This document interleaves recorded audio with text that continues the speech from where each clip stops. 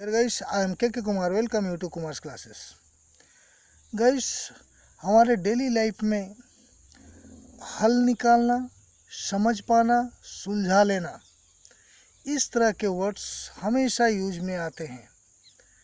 जैसे हम कहते हैं, मैं इसे समझ नहीं पा रहा हूँ, मैं इस समस्या का हल नहीं निकाल पा रहा हूँ, मैं इस समस्या को सुलझा नहीं पा रहा हूँ, मैं इस मुद्दे को समझ नहीं पा रहा हूँ। इस प्रकार के सेंटेंस हमेशा बोले जाते हैं। तो हल निकालना, समझ पाना, सुलझा लेना, इसका अंग्रेजी क्या होता है गाइस? तो इसको हम एडवांस टॉपिक या एडवांस वर्ड फिगर आउट कहते हैं गाइस। जैसे अगर हमें बोलना है, मत घबराओ, मैं इसे खुद ही मत घबराओ, वह इसे खुद ही सुलझा लेगा, तो हम इसे कैसे बोलेंगे? मत घबराओ, डोंट वरी, वह इसे खुद ही सुलझा लेगा, वह सुलझा लेगा। He will figure it out, वह इसे it out, he will figure it out, खुद ही हिमसेल्फ। चलिए गाइस, अगर आपको कहना है मैं समझ नहीं पा रहा हूँ कि बच्चा बार बार मम्मी मम्मी क्यों कर रहा है,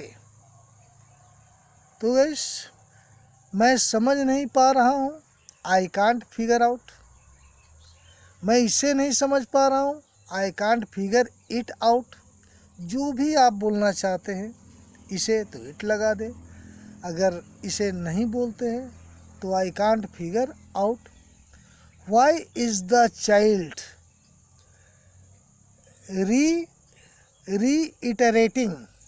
रीइटरेटिंग मीन्स दोहराना, बार बार किसी चीज़ को बोलना। Reiterating mummy mummy. तो गाइस, आशा है समझ गए होंगे। मैं इस मुद्दे को हल नहीं कर पा रहा हूँ, तो गाइस मैं नहीं कर पा रहा हूँ मीन्स मेरे में एबिलिटी नहीं है। तो आई कांट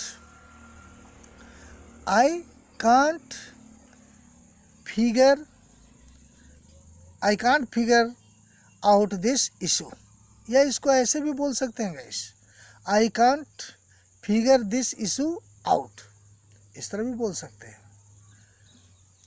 मैं समझ नहीं पा रहा हूँ कि तुम आजकल इतने मायूस क्यों रहते हो, तो गाइस इसका हम कैसे करेंगे?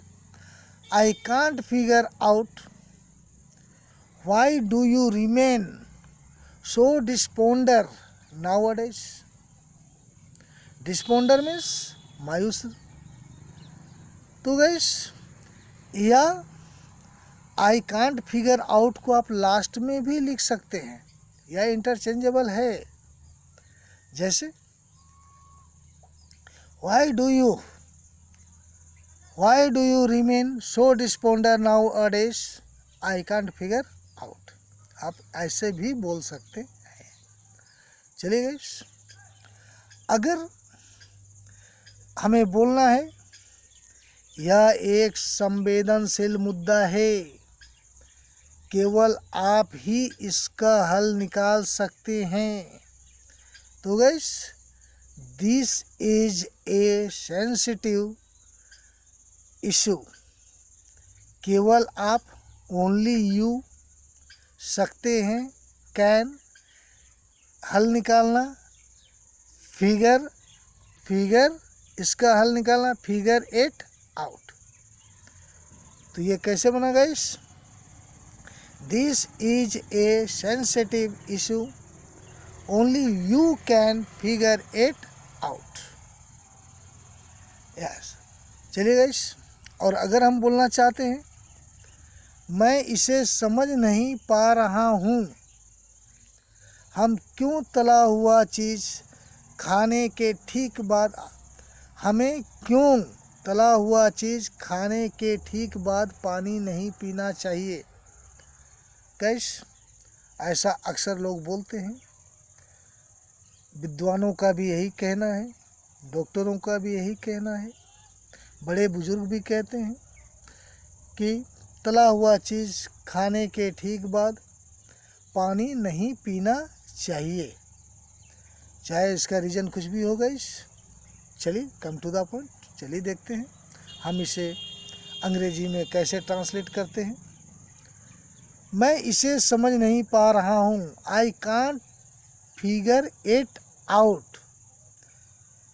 हमें तला हुआ चीज़ खाने के ठीक बाद पानी नहीं पीना चाहिए।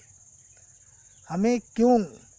Y should we not drink water just after या राइट आफ्टर, दोनों में से किसी को लिख दे। ईटिंग ऑयली फूड, इसका क्या हुआ guys? I can't figure it out, why should we not drink water just after eating oily food. या आप I can't figure it out को बाद में भी लिख सकते हैं, सेकेंड पार्ट को पहले लिख सकते हैं और फर्स्ट पार्ट को पहले भी लिख सकते हैं। गाइस, आई होप आप इसे समझ गए होंगे, और अगर नहीं समझ में आया तो इसे एक बार और इस वीडियो को पढ़ ले गाइस, ताकि आप बिल्कुल क्लियर हो जाएंगे।